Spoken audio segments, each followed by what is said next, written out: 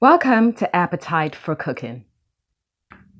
All right, guys, we are making mojo criollo chicken. Basically, Cuban roasted chicken.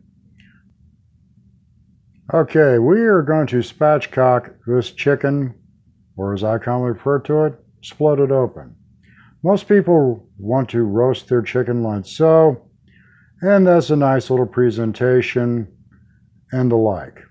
Years ago, me and B saw a noted chef spatchcock his chicken, and that way he was able to put it in a very large skillet on the range top and then finish it off in the oven.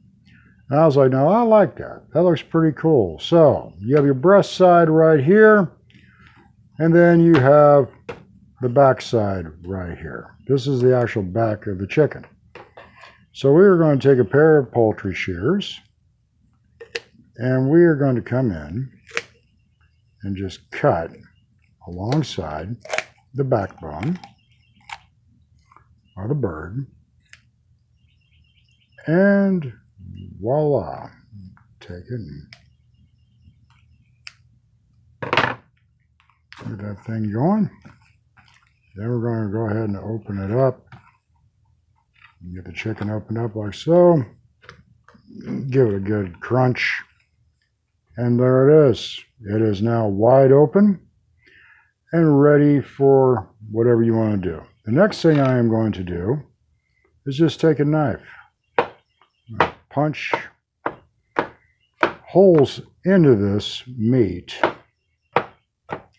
allowing for this marinade to penetrate into this chicken. So there we go. We have that.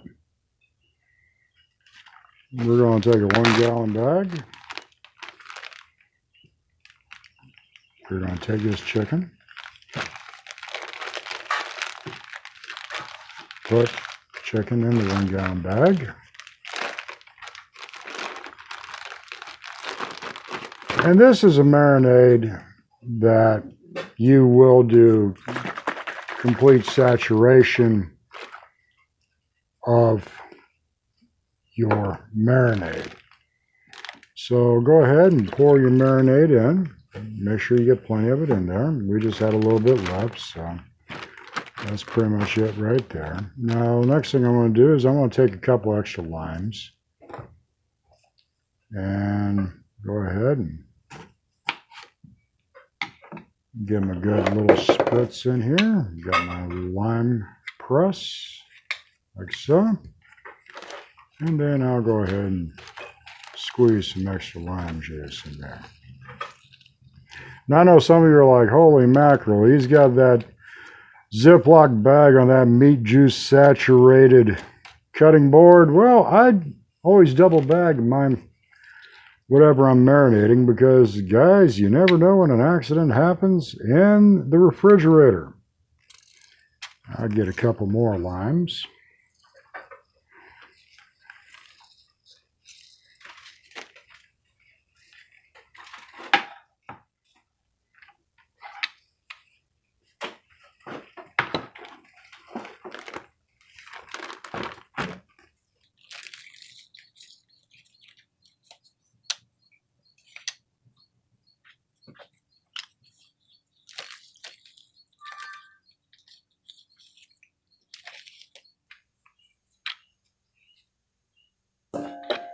And we'll do one more.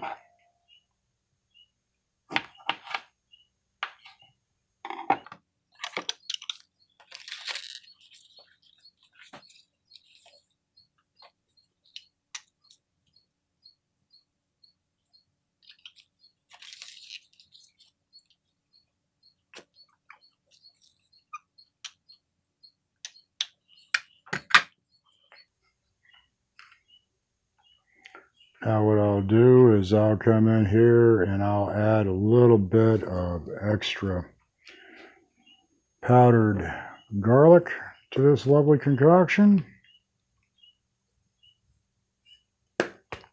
About 3 tablespoons. And I'll add a little bit of coarse ground black pepper as well. We'll add a little bit of black pepper in there, gang. And we'll add a little bit of lemon juice as well. So you got lemon and lime contrasting each other. And that's just to fortify out the marinade. Mojo is predominantly a citrus marinade with garlic, salt, and black pepper. So we have the mojo now in our marinade bag right there.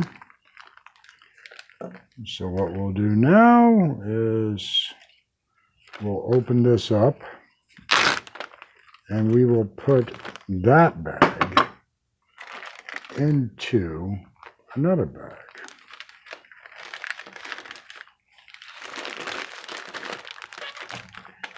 That way, guys, you have it. Where in case there's an accident, at least you could try to safeguard it.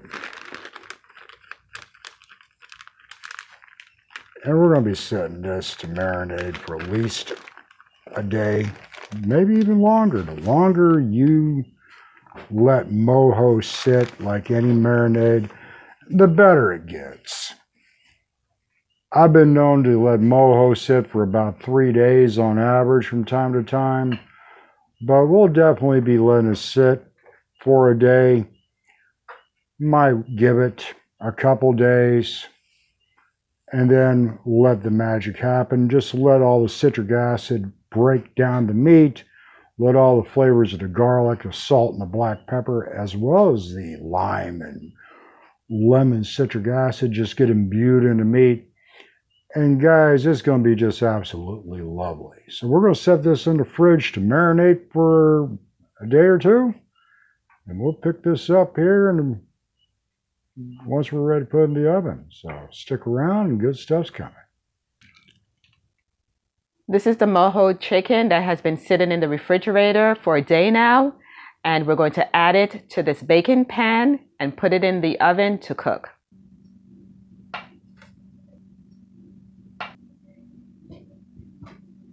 Okay, there it is, our mojo chicken straight from the oven.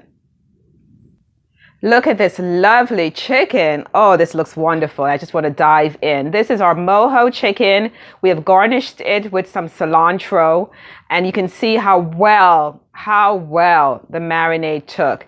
It took so well that you see charred exterior, making it look almost like it came straight off the grill. This is a wonderful, wonderful dish. And we hope you try this at home and share it with your friends and family. The recipe, which we'll have on our social media accounts. And do continue to follow us where you can find more recipes on our channel. So join us again on Appetite for Cooking.